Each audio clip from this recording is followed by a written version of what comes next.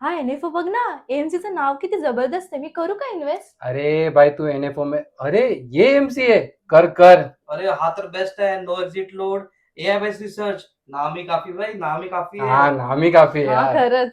अगदी असंच होतं. एखाद्या बड्या एएमसीचा एनएफओ आला तर सगळे इन्व्हेस्टर त्यात इन्व्हेस्ट करण्याची घाई करतात केवळ एएमसीचं नाव बघून. एनएफओ मध्ये इन्व्हेस्ट करताना सगळ्यात पहिल्यांदा हे पाहिलं गेलं पाहिजे की माझी तशी रिस्क ॲपेटाईट आहे का. मी जर नव्याने इन्व्हेस्ट करायला लागलो असेल किंवा फर्स्ट टाइम इन्व्हेस्टर असाल तर तुम्हाला स्टॉक मार्केटचा अनुभव नाहीये. ऍट द सेम टाइम एनएफओला ट्रॅक रेकॉर्ड नाहीये. त्याचा परफॉर्मन्स कसा असणार आहे याचा तुम्हाला काहीच अंदाज बांधता येणार नाहीये. तेव्हा केवळ एएमसीचं मोठं नाव बघून इन्व्हेस्टमेंट करायची घाई अजिबात करू नका. नुकत्याच आलेल्या एनएफओ बद्दल आता आपण बोलूया.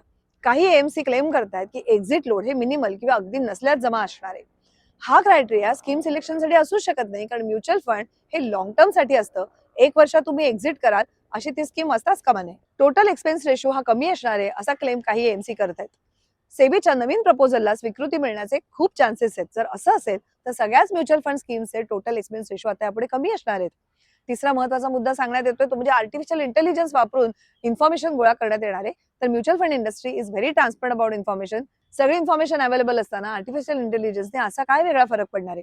सगळ्यात महत्वाचं बघायला हवंय ते म्हणजे प्रत्येक एनएफओचा अंडरलाइनिंग असेट्स, कुठल्या प्रकारचे स्टॉक त्याच्यामध्ये किंवा कुठल्या प्रकारची स्ट्रॅटेजी ते अडॉप्ट करतायत हे पाहणं गरजेचं आहे. एनएफओ सिलेक्ट करताना सगळ्यात महत्वाचं असणार आहे ते म्हणजे तुमचं रिस्क ॲपेटाईट, तुमचं गोल सेटिंग आणि तुमच्या गरजेची स्ट्रॅटेजी ती आहे किंवा नाही. केवळ एएमसी बघून जर तुम्ही तरीही एखादी स्कीम सिलेक्ट करत असाल आणि म्हणत असाल पर उसका नाम तो अच्छा है। म्युच्युअल फंड स्कीमचा परफॉर्मन्स एएमसी वर अवलंबून नसतो का? तर आम्ही म्हणतो कळतंय पण वळत नाही.